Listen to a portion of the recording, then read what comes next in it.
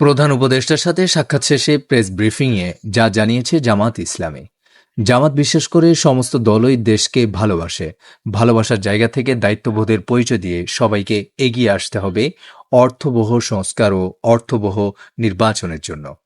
জামাত মনে করে ২টি রোডম্যাপ ঘোষণা করলেই সমাজের চলমান অস্থিরতা অনেকাংশে কাটানো সম্ভব।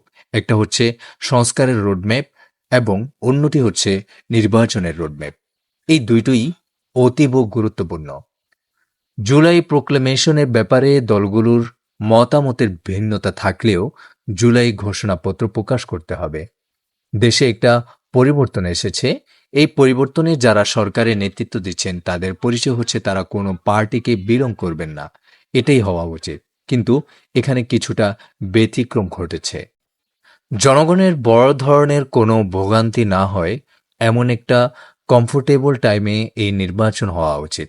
নির্বাচনের আগে অবশ্যই সংস্কার ও বিচারের দৃশ্যমান কিছু প্রক্রিয়া জনগণের কাছে অবশ্যই আসতে হবে।